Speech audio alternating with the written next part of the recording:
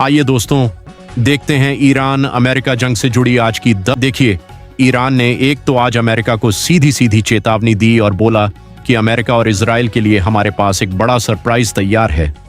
हमें हराने का सपना दलदल बन चुका है जिसमें अमेरिका खुद फंसता जा रहा है। ईरान ने कहा कि हमने अमेरिकी रेस्क्यू मिशन में शामिल विमान को भी मार गिराया। यह विमान एक लापता फाइटर जेट के एयरमैन की तलाश कर रहा था। अमेरिका बोला कि स्पेशल ऑपरेशन चलाकर हमने हमारे दोनों पायलट सुरक्षित संगीत निकाल लिए। दोनों देश एक दूसरे को जीतता हुआ बता रहे हैं, लेकिन असली स्थिति यह है कि कहीं ना कहीं अमेरिका भी ईरान के सामने कमजोर पड़ता जा रहा है और इन युद्ध के हालातों की वजह से जहां दुनिया भर में महंगाई का असर दिख रहा है, हमारे भारत में भी महंगाई पर एक रिपोर्ट सामने आ रही है कि पश्चिम एशिया का तनाव भारत पर बड़ा बोझ डालेगा। देश में महंगाई बढ़ेगी, जीडीपी वृद्धि दर भी गिरेगी। मूडीज की तरफ से यह रिपोर्ट जारी की गई।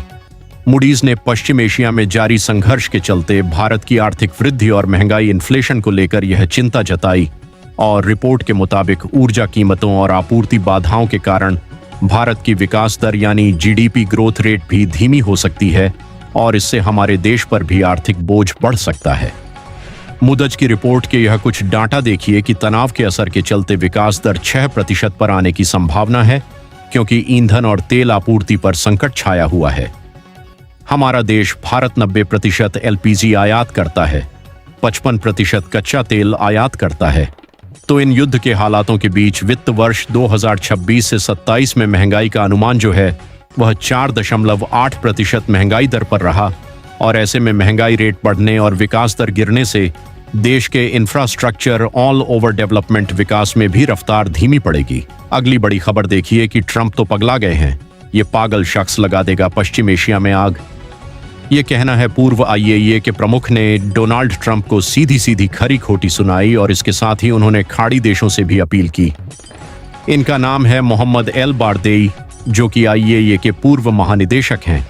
यानी अंतर्राष्ट्रीय परमाणु ऊर्जा एजेंसी के पूर्व महानिदेशक मोहम्मद अल बारदेई ने डोनाल्ड ट्रंप को सीधी सीधी फटकार लगाई और उन्होंने ट्रंप द्वारा ईरान के खिलाफ 48 घंटे का अल्टीमेटम जारी करने के बाद खाड़ी देशों से इस मामले में हस्तक्षेप करने की तत्काल अपील भी की है।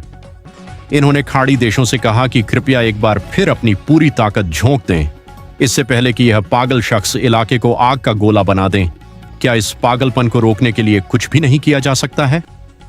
कहीं ना कहीं देखा जाए तो अब कई अंतर्राष्ट्रीय एजेंसियां भी डोनाल्ड ट्रंप के इन फैसलों और युद्ध की रणनीतियों से खफा हैं और इस बीच उधर ईरान भी जवाबी कार्यवाही में पीछे नहीं रह रहा। ईरान ने भी इजराइल और खाड़ी देशों पर मिसाइलें दागी। तेहरान के आसपास भी विस्फोटकों की आवाजें संगीत सुनाई दी। इधर इजराइल ने भी ईरान और लेबनान में फिर से कहर बरपाया। 200 से ज्यादा ईरानी और 140 हिजबुल्लाह के ठिकानों को निशाना बनाया। डोनाल्ड ट्रंप ने अभी बीती शाम ईरान को एक अल्टीमेटम चेतावनी देते हुए कहा कि 48 घंटे के अंदर अंदर होमस रूट खोल दो। अगर ईरान नहीं माना तो हम उसे तबाह कर देंगे। यह ट्रंप ने सीधी सीधी चेतावनी दे दी अब ईरान को। तो इस पर ईरान भी बोला कि यह अमेरिकी राष्ट्रपति की बेबसी और घबराहट है, क्योंकि ईरान भी इतनी आसानी से हार मानने वालों में से है नहीं। देखिए, एक लेटेस्ट रिपोर्ट सामने आ रही है जिसके मुताबिक 12,000 हमले के बाद भी ईरान की ताकत अभी भी बरकरार है। ईरान के पास तकरीबन 50% लॉन्चर अभी भी सुरक्षित हैं।